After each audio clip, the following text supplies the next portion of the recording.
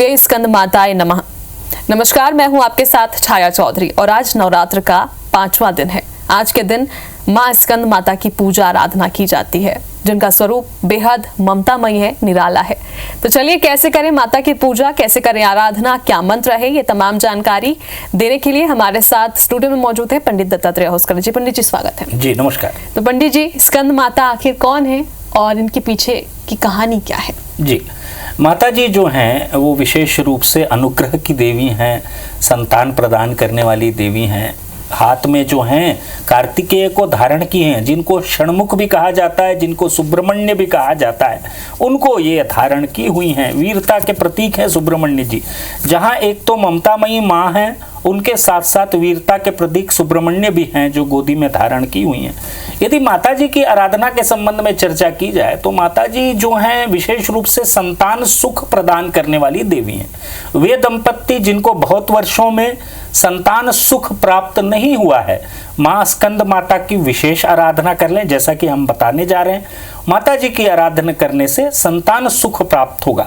यदि किन्हीं किन्हीं को ऐसा होता है कि एक संतान तो प्राप्त हो जाती है, उसके बाद द्वितीय संतान प्राप्त नहीं होती, तो ऐसे भी जो दंपत्ति हैं उनको भी माँ स्कंद माता की आराधना करने से निश्चित रूप से संतान सुख प्राप्त होता है।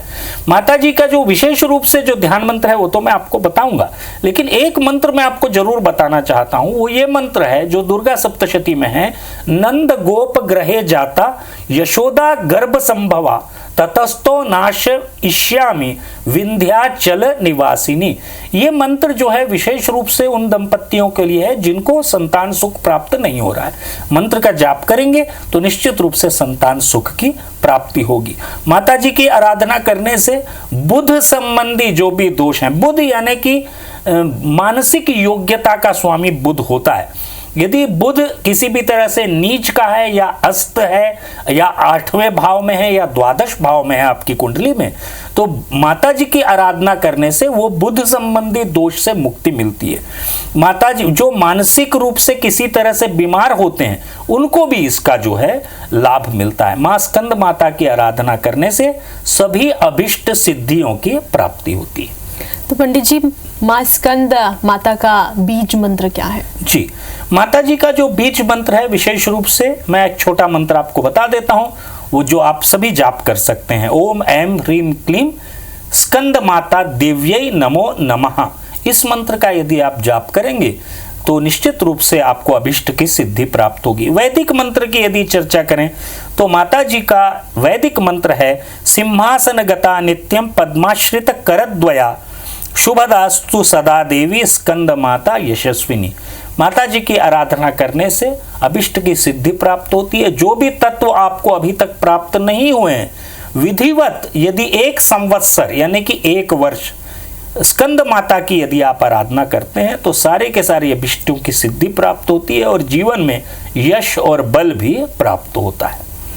अच्छा पंडित जी, तो स्कंद माता की पूजा आराधना कैसे करें? आज के दिन पूजा विधि क्या होगी? जी, सबसे पहले तो मैं आपको बता दूं कि जब माता जी की आप पूजा कर रहे हैं, 5वां दिन है। 5वां दिन माता जी का जो स्वरूप है स्कंद माता का तो है ही, साथ ही साथ महिषासुर मर्दिनी भी है माता जी। इसी दिन महिषासुर नामक दैत्य का वध भी माता जी ने किया था।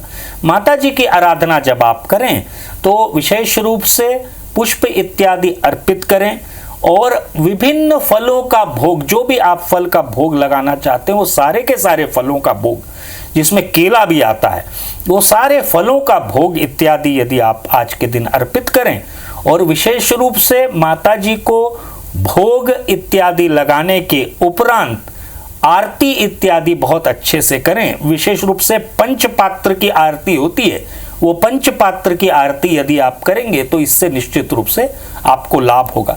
साथ ही साथ मेरा निवेदन ये है कि माता जी को आज के दिन जो कपूर होता है, भीमसेनी कपूर, जो खाने वाला कपूर होता है, भीमसेनी कपूर जल में यदि आप थोड़ा सा पाउडर मिश्रित कर दें और उसके पश्चात उसका छिड़काव करें माता जी को और थोड़ा सा जो आपके चारों ओर का वातावरण सुगंधित कर दें, तो ये भी माता जी की प्रसन्नता का कारण बनता है। ये सारे के सारे उपाय करें, माता जी का विशेष पूजन करें, आप देखेंगे कि आपको लाभ होगा। पंडित जी, चूंकि नवरात्र में पूरे 9 दिनों तक माता के 9 अलग अलग स्वरूपों को अलग अलग रंग पसंद होते हैं। जी। तो चूंकि आज 5वां दिन है, स्कंद माता की पूजा हम कर रहे हैं, तो माता स्कंद माता को कौन सा रंग पसंद है? क्या रंग पहनकर, क्या वस्त्र धारण करके हम उनकी पूजा करें? कौन से रंग का पुष्प अर्पित करें? जी, विशेष रूप से जहाँ तक माता जी को कोई रंग के अर्पण की बात है, तो मैं आपको बता दूं, आज के दिन, पंचमी के दिन, माता जी को लाल रंग के पुष्प, लाल रंग के वस्त्र अर्पित करें। जैसा कि मैंने आपको पहले भी बताया है कि वस्त्र का मतलब कोई बड़ा वस्त्र ही नहीं है। यदि आप इस रंग का मौली धागा भी माता जी को अर्पित कर देंगे तो बहुत अच्छा रहेगा। और साथ ही साथ पुष्पों की यदि मैं बात करूं तो लाल, पीले और सफेद पुष्प माता जी को, सुगंधित पुष्प हो तो बहुत अच्छा है। ये पुष्प अर्पित करें माता जी को। निश्चित रूप से आप देखेंगे कि इनको अर्पित करने से मनोकामनाओं की ओर आप धीरे धीरे आगे बढ़ेंगे और आपकी मनोकामनाएं पूर्ण होंगी। जी, माँ स्कंद माता का श्लोक क्या है पंडित जी? जी, माता जी का, स्कंद माता का श्लोक, जैसा कि मैंने आपको पहले बताया कि माता जी का जो ध्यान मंत्र है वही माता जी का जो है श्लोक है। लेकिन इसके साथ साथ मैं आपको एक बात बता दूं कि माता जी को जो है, जो भी आप मंत्र करें, ऐम ह्रीम क्लीम लगाकर उस मंत्र का यदि आप जाप करेंगे तो इससे आपको लाभ होगा। वंदे कालीम कराग्रे परिधमसी युतम तामसिम शीर्षकम च, ये मंत्र जो है माता जी को यदि आप अर्पित करें तो आप निश्चित रूप से इस मंत्र का जाप कर लें। माता जी को 3 काल में यदि इस मंत्रों का आप जाप कर लें तो माता जी की प्रसन्नता का कारण बनेगा।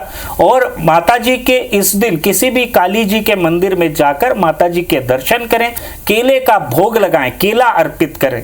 आप देखेंगे कि इससे आपको निश्चित रूप से आपकी जो मनोकामनाएं पूर्ण होने की बात है तो उसमें आप धीरे धीरे आगे बढ़ेंगे। जी, दुर्गा सप्तशती के कौन से अध्याय का पाठ आज करना चाहिए? जी, दुर्गा सप्तशती के यदि मैं बात करूं तो 9वें और 10वें अध्याय का पठन इस दिन आपको करना चाहिए। साथ ही साथ इसके साथ यदि जो रहस्य हैं, दुर्गा सप्तशती में 3 तरह के रहस्य हैं, यदि उनका भी आप पाठ कर लें, तीनों रहस्यों का आज के दिन, तो बहुत अच्छा रहेगा। और माता जी दुर्गा सप्तशती का पाठ करने के उपरांत यदि आप दुर्गा जी का दुर्गा अष्टोत्तर शतनाम है, 108 नाम है माता जी के, इनका भी यदि पठन आप पंचमी के दिन कर लेते हैं तो इससे आपको निश्चित रूप से लाभ मिलेगा। जी पंडित जी, जो कि आज नवरात्र का 5वां दिन है, तो आज कौन से ग्रह की शांति होगी और कौन से दिशा की शांति? जी, पंचमी के दिन माता जी की आराधना करने से बुध ग्रह की शांति होती है। मैंने आपको बताया कि ऑटिज्म एक रोग आजकल आया हुआ है। ऑटिज्म बच्चों में होता है, नवजात शिशुओं में। जो भी प्रेग्नेंट लेडीज हैं, जो भी ऐसी लेडीज हैं जो गर्भवती हैं, उनको यदि आज के दिन मां स्कंद माता की वो किसी भी तरह से जाप कर लें, किसी भी तरह से मंत्रों का उच्चारण कर लें, तो इस तरह का दोष जो बच्चों में आता है वो दोष से वो बच जाएंगी। इसलिए मां स्कंद माता की आराधना करें। और वे बच्चे जो किसी भी तरह से बौद्धिक दक्षता में कमजोर हैं, आंकिक दक्षता में कमजोर हैं, मां स्कंद माता की आराधना करने से चूंकि बुध की शांति हो जाती है तो वो आंकिक दक्षता या बौद्धिक दक्षता भी उनकी बढ़ेगी। पंडित जी, चूंकि स्कंद माता ममता बई हैं, चूंकि उनके खुद के गोद में कार्तिकेय विराजमान है, तो नवरात्रि में पुत्र प्राप्ति के लिए कौन से उपाय हैं? जी, नवरात्रि में जहाँ तक माँ स्कंद माता की आराधना की बात है तो मैंने आपको शुरुआत में ही बताया, नंद गोप ग्रहे जाता यशोदा गर्भ संभवा, ये मंत्र जो है दुर्गा सप्तशती के 11वें अध्याय का मंत्र है। इस मंत्र को यदि जाप करते हुए माँ स्कंद माता की आराधना करें तो वे स्त्रियां जिनको संतान होने में किसी भी तरह से बाधा हो रही है उनको संतान होगी। और विशेष रूप से यदि मनसा कल्पित कर लें कि माँ मुझे संतान प्राप्ति प्रदान करें और मैं इन मंत्रों का यदि आपको जाप कर रही हूं तो निश्चित रूप से देखेंगे कि संतान प्राप्ति का एक मार्ग जो है वो प्रशस्त होगा। जी, बहुत बहुत धन्यवाद पंडित जी तमाम जानकारी के लिए। नमस्कार। तो आज चूंकि 5वां दिन है, पंचमी का दिन है, विशेष पूजा आराधना आप भी कीजिए। और इसके साथ इस प्रोग्राम में अभी के लिए इतना ही। देखते रहिए IBC 24। नमस्कार।